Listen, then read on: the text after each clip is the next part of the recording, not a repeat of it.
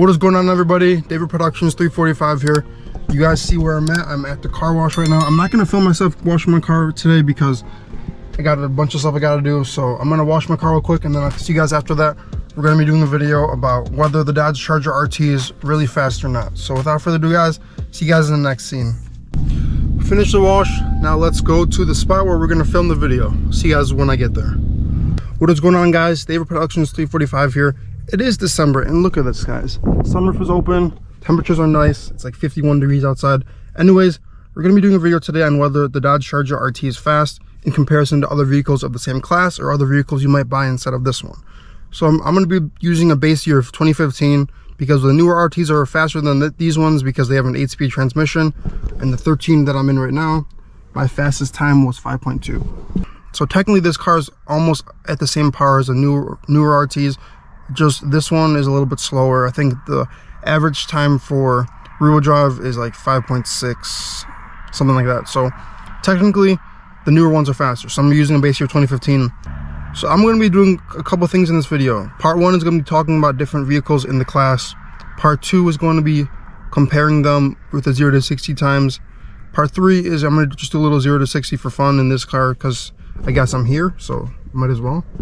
And part 4 is going to be just a summation of everything, just an overview of everything, just because I just want to make sure you guys understand like what I'm kind of just wanting to do this video for, because technically the RT is in its own class because it has 370 horsepower, and for a V8 comparing it to like a Mustang GT and Camaro SS, it's kind of underpowered.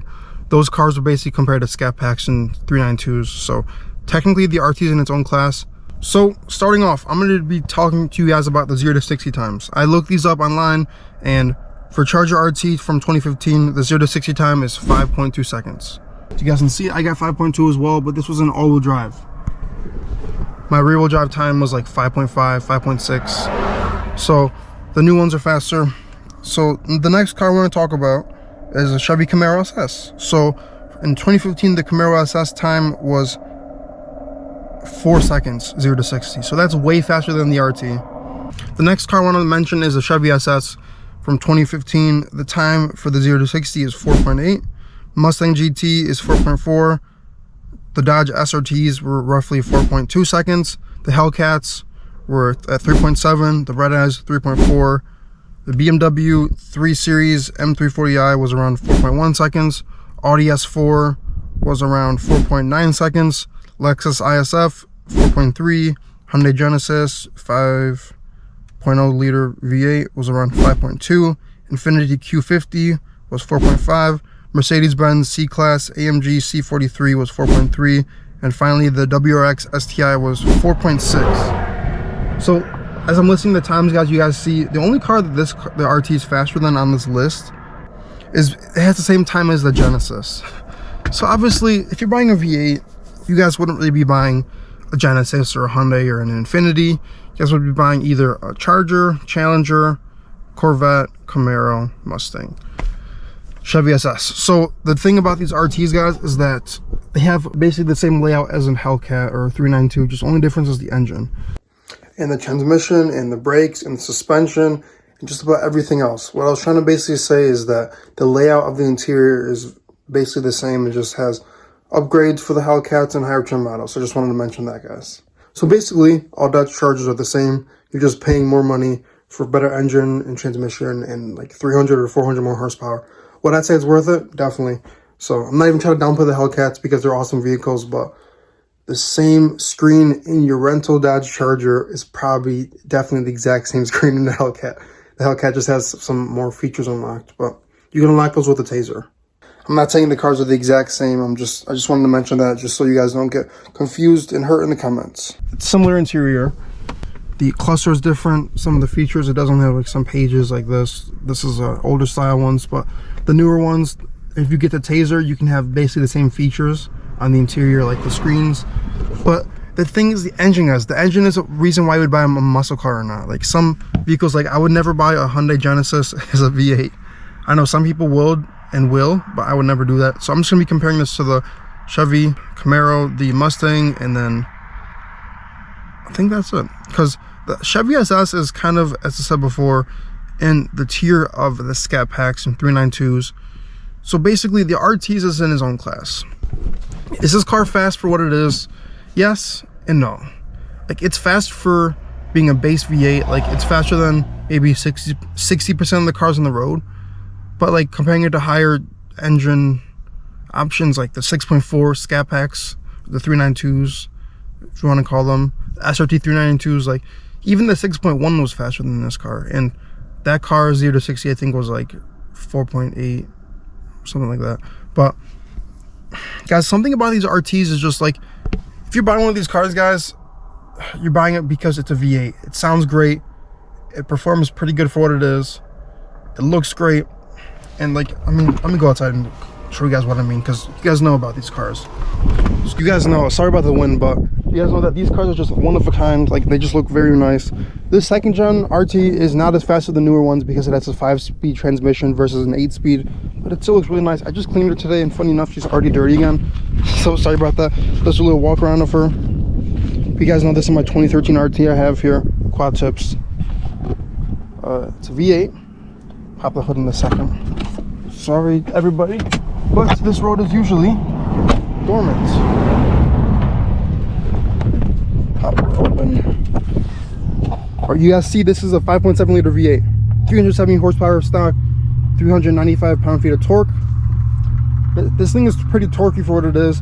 It's not a 6.4, it's not a 6.2 supercharged Hellcat, but it is a 5.7. So you guys know that these vehicles, they're pretty good for what they are. So it's just, guys, you can't really beat a V8, no matter what kind of V8 it is. It's just like, if you're buying an American muscle car, the Mopar guys will want to stick with Chargers, Challengers, just because they're iconic for what they are. No matter what, guys, I'm always going to be buying Mopar vehicles as my #1 choice, just because these cars are just so awesome to me. Like, I just like the whole idea of them. The interior is so spacious. The interiors of the Chargers and Challengers, I think, are better than the Mustang. They're better than the Chevy Camaro, and I would say they're also better than the Chevy SS. Even like the infotainment center on these cars, like the screen from this year is better than the screen from a 2013 Camaro and the screen from a 2013 Mustang GT.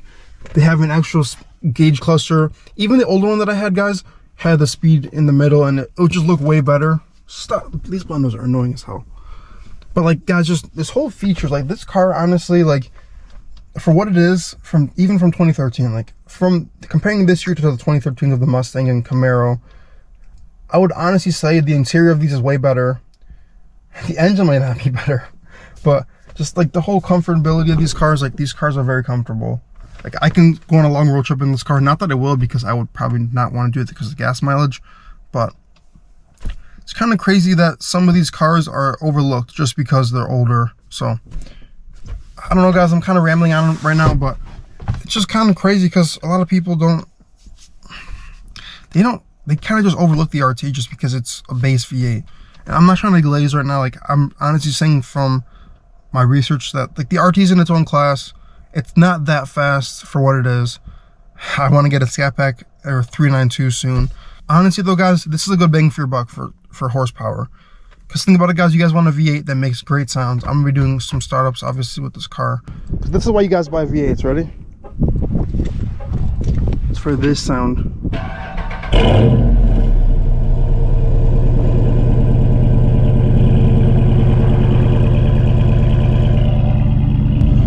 So basically, you guys buy the V8s for the sound, for the rear-wheel drive, and for the performance. For the RTs, sounds like almost every other V8. The performance is not that great. The rear-wheel drive, though, it's the same as the other cars. The only difference is that the RTs do not have a limited slip differential. I think there are options to get like better gearing, like 391 gears or 309 gears, but from a regular standpoint, the RTs have an open diff, so the power is not like this. It'll just be one wheel spinning if you do donuts and stuff. So if you want to get an RT, guys, get a limited slip. It'll probably give you a little bit better 0 to 60 times. But so without further ado, guys, let's get to the next part of the video where I'm going to be doing some 0 to 60 tests and pulls. I'm going to probably do 2 in all-wheel drive because this car has it, so why not, right? 3, 2, 1.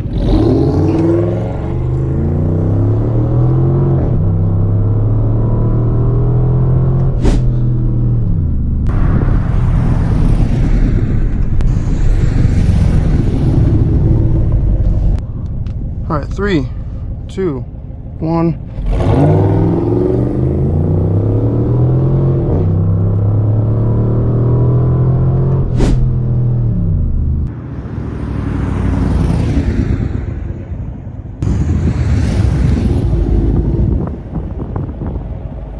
Three, two, one.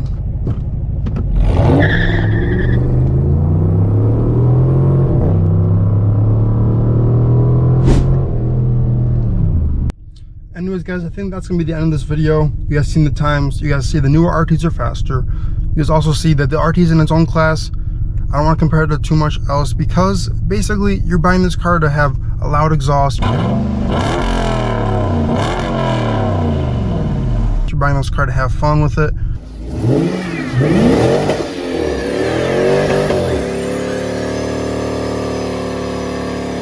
And you're buying this car because it's rear-wheel drive.